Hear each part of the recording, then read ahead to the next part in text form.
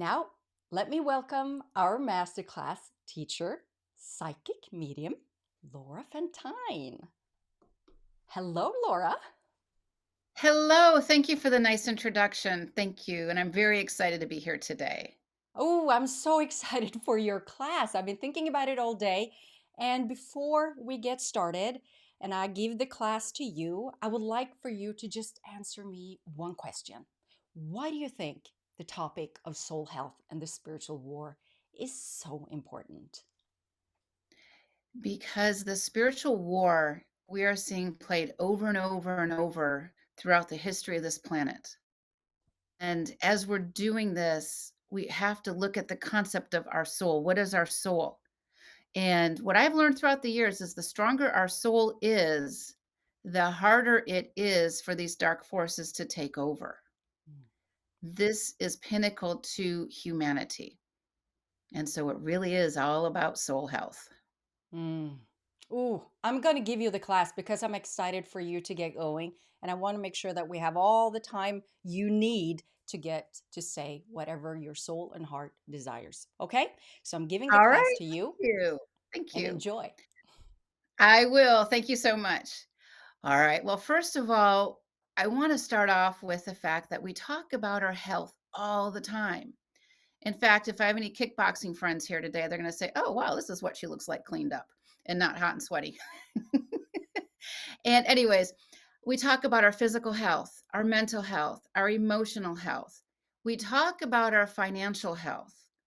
But when was the last time we had a conversation about our soul's health? And that leads the question, what is the soul? Simply put, our soul is the energy that animates this physical body. These bodies are rental units, really, meaning that when we die, we leave this physical body. The energy that animated the body, that soul energy, has to go somewhere. The soul energy is what animates our physical body. Everybody here has a soul that is given. However, the health and well being of our soul is not always addressed. We are our soul is us, period. At the end of the day, we don't take anything else with us. When we leave these physical bodies, the only aspect we take back with us is our soul. Our souls are multidimensional, meaning the better we take care of ourselves physically, mentally, emotionally, even financially, the healthier our soul is. When we compromise ourselves, we're actually degrading our soul. And we're going to talk about these elements in a little bit. But this is what our soul is, our soul health is about. And again, when we die, these bodies are just rental units. The better we take care of them, the better we get our deposit back. And our souls are derived from God source energy. This is key.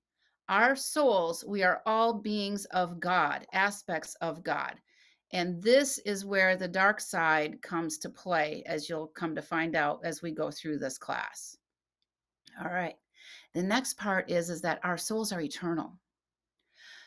Christ talked about life everlasting, not death everlasting. What does life everlasting mean? It means our soul life.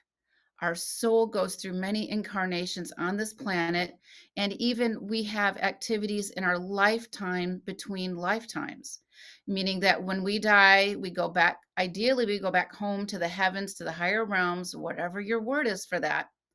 And then we reincarnate back here. And I'm not sure if people know this, but that concept of reincarnation, whether you believe it or not, does exist. It was actually taken out of the Bible, I think, in the 562 AD. To make they took it all people. You have one shot to get it right. Period. All right. The first thing I want to talk about are the internal factors that affect our souls. Our childhood belief structures and family patterns are critical. What family patterns were you born into that need improving? Everybody has them. When we can learn how to step outside of that family matrix and to improve ourselves, to improve those family patterns.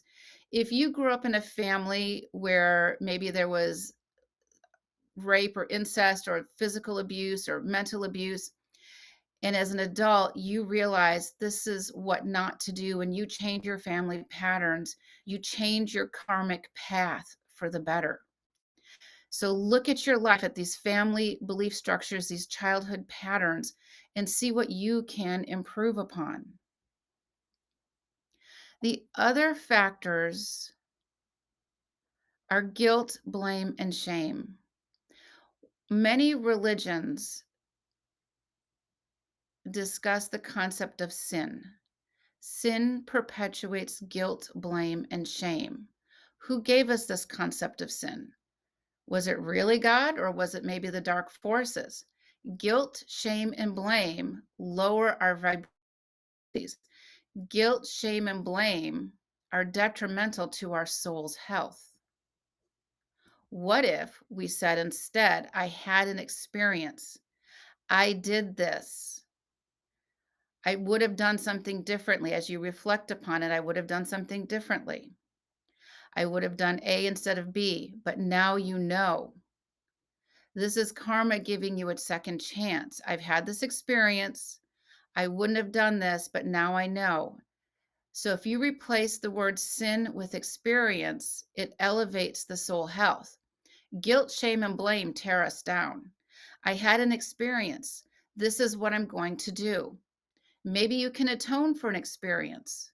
Maybe you had a bad day at work and you were lashing out at your family or maybe your boss or somebody like that, or maybe you literally kicked the puppy out of frustration and anger. Well, figure out what you did, learn how to do it differently and better next time. This gives you wisdom and insight into your soul health and well-being. And remember, guys, we talk about spiritual ascension all the time. This is a form of spiritual ascension when we can learn how to do things differently, how to use wisdom, how to take a moment to pause, to be mindful. And spiritual ascension is never a straight shot up. Spiritual ascension ebbs and flows, comes and goes, and it's based on our experiences. This is really important to understand. And spiritual ascension, by the way, guys, is not a contest.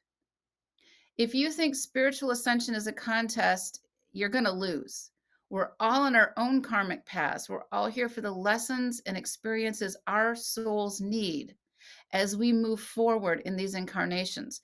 And this lifetime is not an easy lifetime to be here on this planet. And I think we can all agree on that. The first thing I want to address about soul health is the concept of frequency. Frequency or vibration, these are phrases that are just thrown around all the time, where most of us are pretty familiar with it. The higher we can raise our frequency, the more ascended we are, that kind of stuff. But I want to start out with this fact. We are not created equal. There is no such thing as being created equal. If we were created equal, we would all be robots. Instead, we are created in karma. We are created for the experiences our soul needs on its karmic path. In this lifetime, my higher self chose to come in as a white person born in the Midwest in the United States. I know I have had past lifetimes where my skin color was different, my gender was different. So these are the experiences we need. And so as we're looking throughout the planet right now, and especially in the United States, everything we're hearing about is about equality, being equal. That is something that is designed to destroy our soul's health. The concept of being equal means we're all the same. We're not the same. We can learn from each other. We can grow with each other. But the minute you're not like me and I decide that you're a bad person because we disagree, you're actually harming your soul's growth and health.